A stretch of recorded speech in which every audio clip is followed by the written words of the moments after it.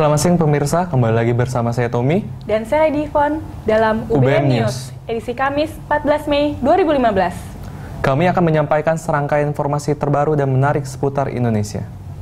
Langsung saja kita memasuki berita pertama. Terdakwa mantan Kepala Dinas Perhubungan DKI Jakarta, Udar Pristono, diduga melakukan korupsi atas kasus pengadaan bus Transjakarta. Kasus ini diperkirakan menghabiskan dana sebesar miliaran rupiah. Berikut kami sudah terhubung dengan reporter Francisca di Tipikor, Jakarta Pusat. Ya Francisca, bagaimana perkembangan kasus di sana? Terima kasih Tommy dan Lady. Tadi sekitar pukul 11 siang waktu Indonesia Barat telah dimulai sidang perkara korupsi pengadaan armada bus Transjakarta 2012-2013 dengan terdakwa Udar Pristono selaku mantan Kepala Dinas Perhubungan DKI Jakarta.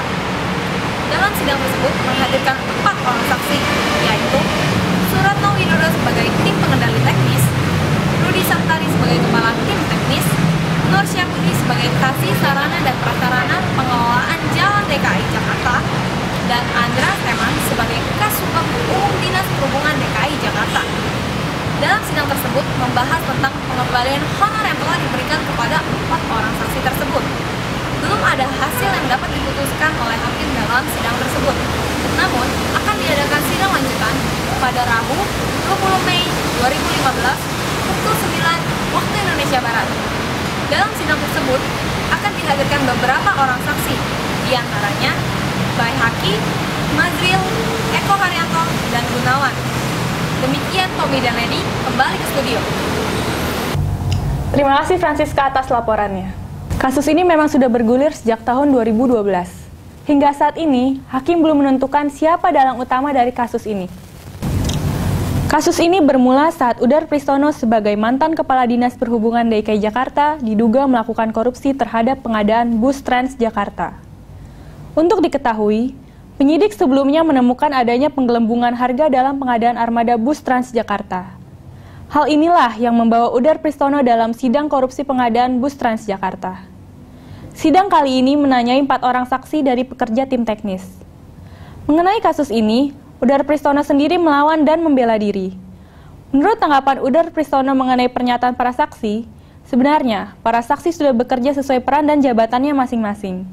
Namun, Udar Pristono sendiri berpendapat, kemungkinan adanya tekanan dari beberapa pihak membuat para saksi merasa takut dan tertekan.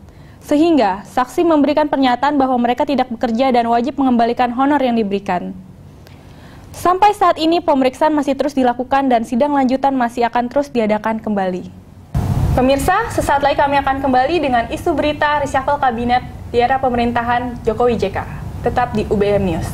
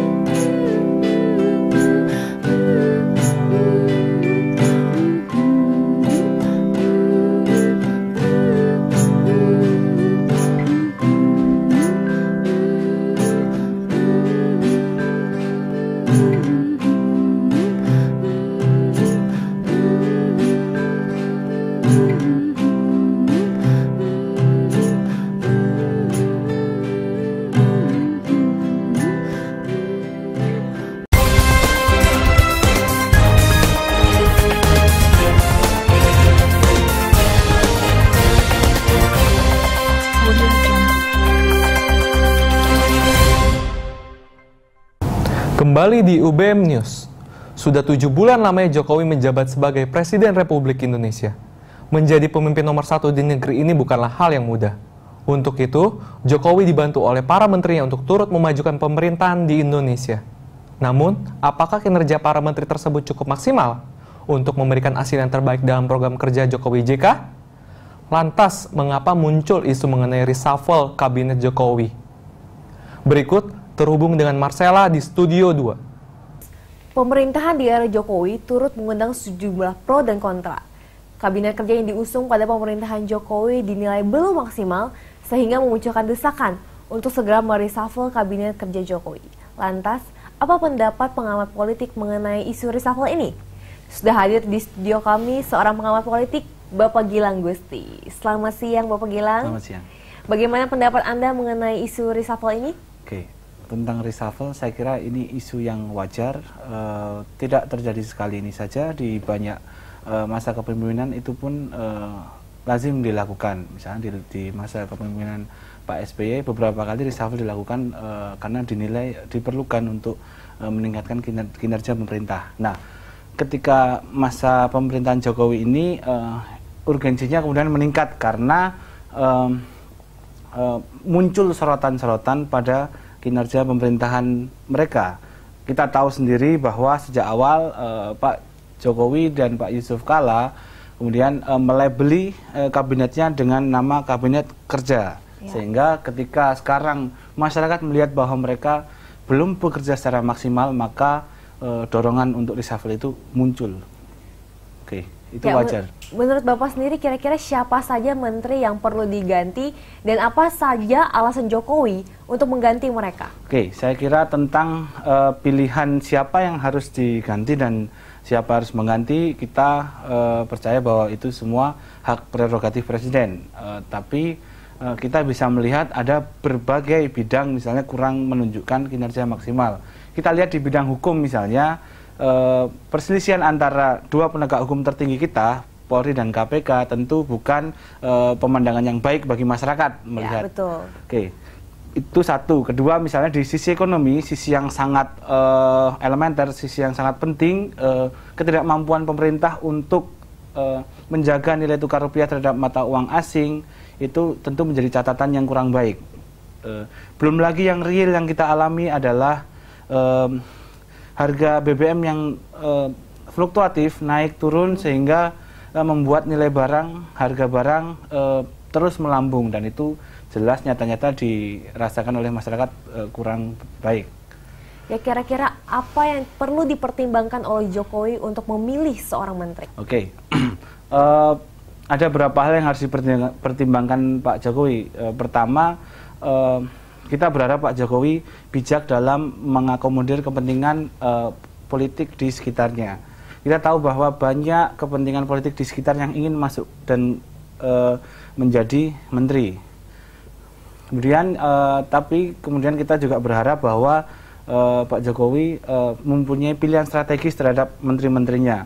Kita ingin menteri yang punya kapasitas, kemudian menteri yang punya pengalaman panjang terhadap bidangnya, dan tentu saja menteri yang punya kesungguhan untuk bekerja.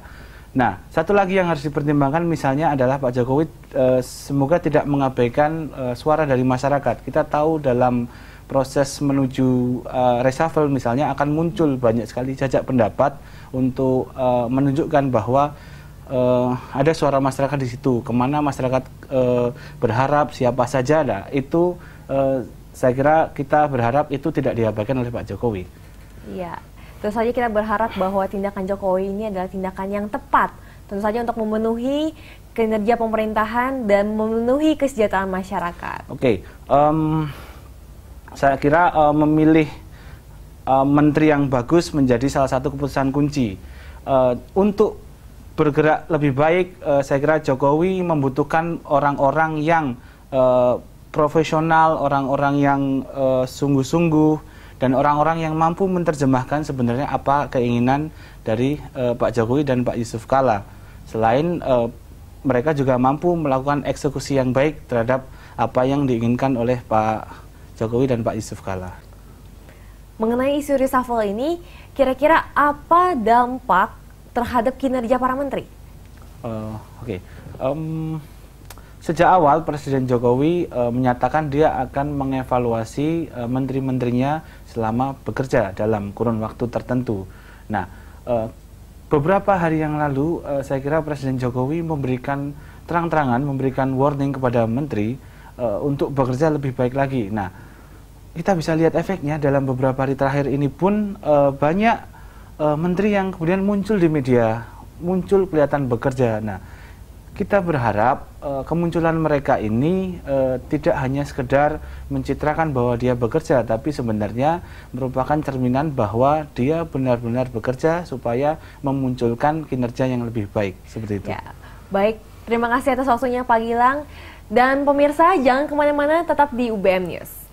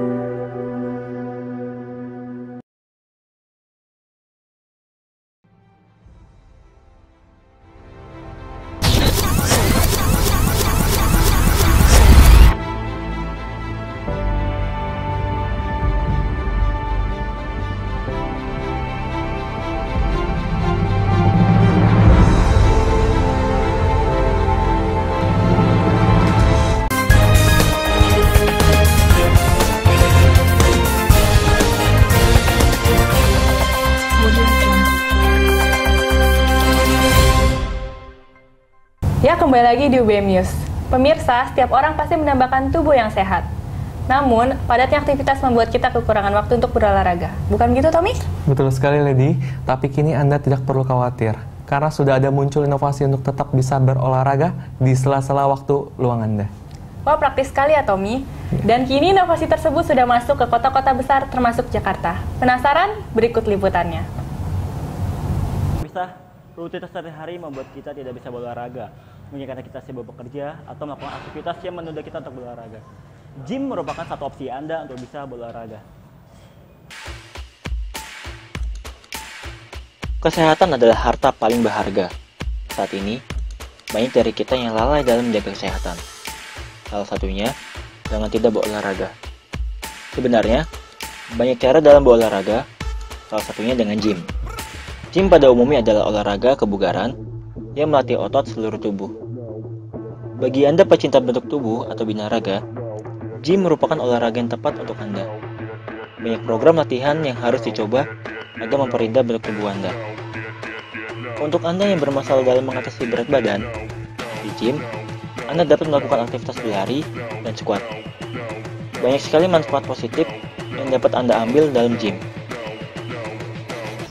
Gym atau fitness itu tempat sarana untuk berlatih ya, untuk kebugaran, untuk kesehatan, untuk penampilan supaya lebih fresh lagi. Jadi intinya sarana untuk melakukan kegiatan olahraga baik untuk kesehatan maupun untuk penyembuhan. Itu bisa dilakukan di gym. Banyak sekali ya, terutama yang tadi disebutkan. Pertama adalah untuk kesehatan, kedua untuk kebugaran, ketiga ya untuk menjaga staminanya ya, untuk supaya kita tetap lebih fit, jadi bisa melaksanakan kerjanya akan lebih produktif.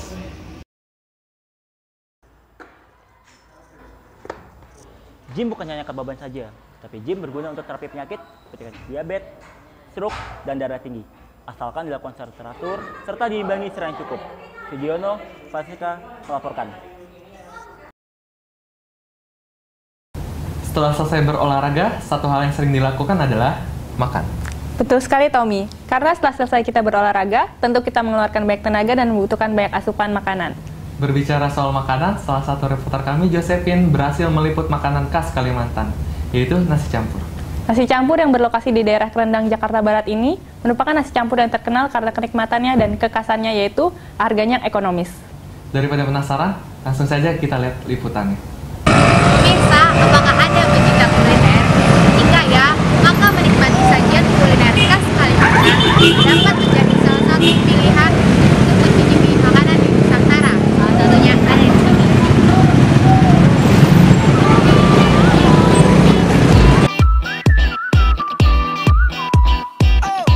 Terdapat berbagai varian makanan khas Kalimantan.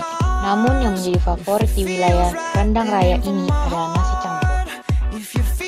Kali ini, saya akan mengunjungi salah satu tempat yang menjual nasi campur.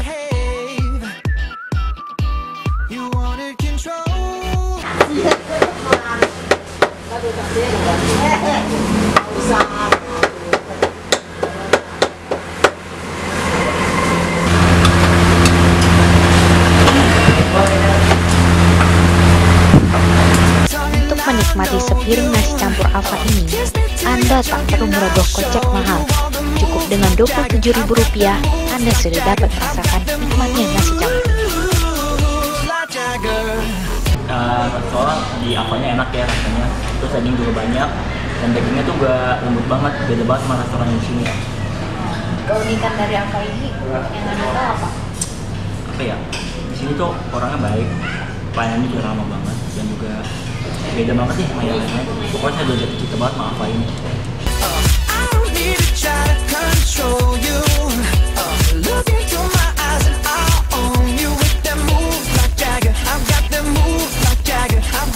Pemirsa, saat ini saya akan mencicipi nasi campur Alfa. Agar nasi campur ini lebih nikmat, Anda dapat menyantapnya dengan dua varian kuah, yaitu kuah merah dan kuah kental. Untuk kuah kentalnya sendiri, Anda dapat menyajikannya dengan dituangkan langsung ke nasi campur. Kita cobain ya.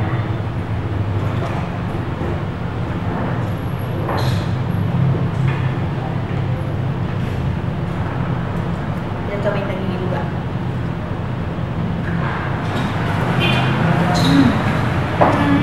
Tekstur dagingnya tuh sangat-sangat empuk dan sangat memanjakan lidah.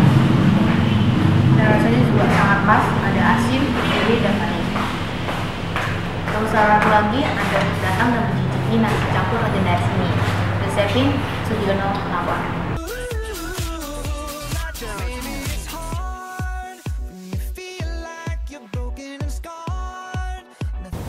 Wah, tampaknya sangat menggiurkan ya, Tommy. Ya, setelah ini kita ke sana ya. Boleh. Liputan tadi sekaligus mengakhiri perjumpaan kita hari ini. Anda dapat mengakses berita hari ini di www.ubmnews.com. Saya Tommy. Dan saya Lady, beserta segenap kru yang bertugas, mohon undur diri dari hadapan Anda. Terima kasih atas perhatiannya, dan sampai jumpa.